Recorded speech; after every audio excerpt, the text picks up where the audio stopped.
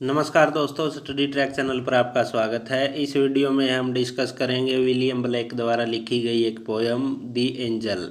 Poem को शुरू करने से पहले मैं आपको इस पोयम से संबंधित जानकारी दे दूं, जिससे आपको यह पोयम अच्छे से समझ में आ सके। दोस्तों, इस पोयम का टाइटल है दी एंजल अथवा देवदूत। दोस्तों, इसमें कवि देवदूत के बारे में बताते हैं जो उनके सपने में पूरी जिंदगी दिखाई देते हैं। यह कविता उस सपने के बारे में है जिसे कवि ने अपने जीवन भर देखा है। इस पोयम को 1794 में सॉन्ग्स ऑफ एक्सपीरियंस नाम के पोइट्री कलेक्शन में पब्लिश किया गया। दोस्तों, विलियम ब्लेक ने दो पोइट्री कलेक्शन लिखे। सॉन्ग्स ऑफ इनोसेंस को 1789 में पब्लिश किया गया। इस पोइट्री कलेक्शन में 483 पोएम्स हैं। इसमें विलियम ब्लेक सोसाइटी में हो रही कुछ अच्छी बातों के बारे में बताते हैं। दूसरा poetry collection songs of experience को 1794 में पब्लिश किया गया। इस पोइट्री कलेक्शन में 26 पोएम्स हैं। दोस्तों, सॉन्ग्स ऑफ एक्सपीरियंस में जो पोएम्स हैं विलियम ब्लेक ने लिखी है, वो सभी पोएम्स समाज की किसी न किसी बुराई को दर्शाती है अथवा सोसाइटी में चल रहे जो बुरे काम हैं उनके बारे में ये पोएम्स बताती है। इस पोएम में 16 लाइन्स हैं जिन्हें 4 स्टैंजाज में लिखा गया है और इस पोएम की राइम स्कीम है AABB। दोस्तों, इस पोएम में कुछ लिटरेरी डिवाइसेस का भी प्रयोग हुआ है, जैसे assonance, consonance, anaphora, metaphor, enjambment, rhetorical question, imagery and symbolism. तो चलिए पोएम को शुरू करते हैं। I dreamt a dream, what can it mean, and that I was a maiden queen, guarded by an angel mild, witless woe was never बिगाइल्ड।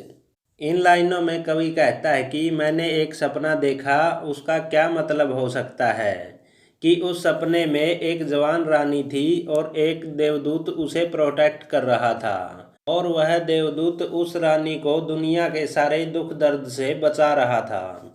And I wept both night and day, and he wiped my tears away, and I wept both day and night, and did from him my heart's delight। इन लाइनों में कवि उस रानी के बारे में बात करता है और वह रानी कहती है कि वह रात और दिन रोती रहती थी और वह देवदूत उस रानी के आंसुओं को पोंछता था या उस रानी को दुखों से मुक्त कर देता था। और वह रानी कहती है कि मैं दिन और रात फिर से रोने लगती थी क्योंकि मेरा जो उस देवदूत के लिए प्रेम था वो मैं अब छुपाने लगी थी, लेकिन वो इस समय दुख से नहीं रोती थी। वह इसलिए रोती थी ताकि वह देवदूत उसके पास रहे और रानी के लिए भी उस देवदूत के मन में प्रेम की भावना विकसित हो। So he took his wings and fled. Then the morn blushed rosy red. I dried my tears and armed my fears with 10,000 shields and spears। इन लाइनों में कवि उस देवदूत के बारे में बताता है कि जिसने यह पता लग गया था कि रानी इतनी दुखी नहीं है जितना दुखी होने का वह नाटक करती है, और उसे पता चल जाता है कि रानी उस देवदूत का गलत फ़ायदा उठा रही है।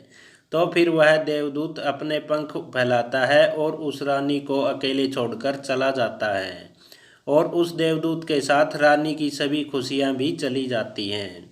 और फिर वह रानी कहती है कि उसने अपने डर को ही हथियार बना लिया और उसने अपने आंसुओं को पोंछ लिया, क्योंकि वह मानती है कि वह अब इतनी निडर हो गई है जिस पर किसी प्रकार के दुखों का कोई असर नहीं होगा। और वह रानी कहती है कि अब वह इतनी स्ट्रांग हो गई है कि अब वह दुनिया के सभी तरह के दुख दर्द से अकेले लड़ सकती है या उनका सामना कर सकती है। Soon my angel came again, I was armed, he came in vain, for the time of youth was fled, and grey hairs were on my head।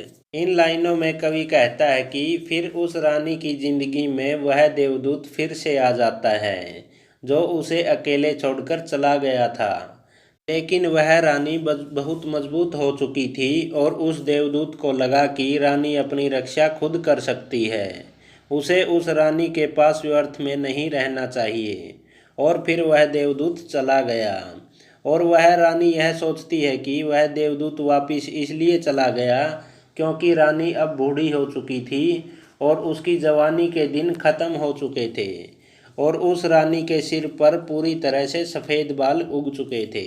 तो इस पोएम में एक देवदूत होने के कारण उसने रानी को निराशा और कष्टों से बचाया, और वह एक वक्त आता है जब वह देवदूत रानी की जिंदगी से चला जाता है और उस रानी को एहसास होता है कि उसे अपनी रक्षा खुद करनी चाहिए। फिर उस रानी ने लड़ाई लड़ी और खुद को भी सभी बाधाओं से बचा लिया। फिर कई सालों बाद देवदूत वापिस आता है, लेकिन तब तक बहुत देर हो चुकी थी।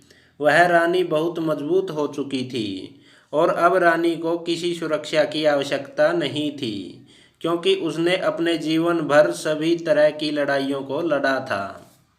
इस पोएम में कवि यह सुझाव देता है कि जब हम दुखी या निराश महसूस करते हैं तो हमें भगवान को याद करना चाहिए। और इस पोएम में देवदूत की सुरक्षा भगवान के लोगों के प्रति प्रेम व देखभाल को दर्शाती है, और देवदूत का गायब होना मनुष्य के जीवन के बारे में है। जब मनुष्य बचपन से जवानी के दिनों में एंटर करता है तो उसे सुरक्षा की आवश्यकता होती है, और जब वह जवानी में समझदार हो जाता है तो वह अपनी रक्षा के लिए दूसरों की आवश्यकता नहीं मानता और वह अपने फैसले खुद ले सकता है। यहाँ कवि यह दर्शाता है कि उसे दूसरे लोगों का हस्तक्षेप अपनी ज़िंदगी में अच्छा नहीं लगता, और कवि यह भी दर्शाता है कि जब मनुष्य भावनात्मक और शारीरिक रूप से मजबूत हो जाता है तो कैसे कभी कभी वह खुद को धर्म से दूर कर लेता है।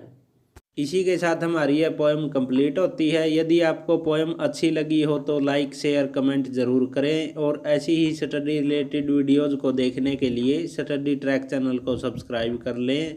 साथ ही बेल आइकन को भी ऑन कर दें, जिससे हमारी आने वाली वीडियोज़ का नोटिफिकेशन आपको मिल सके। धन्यवाद।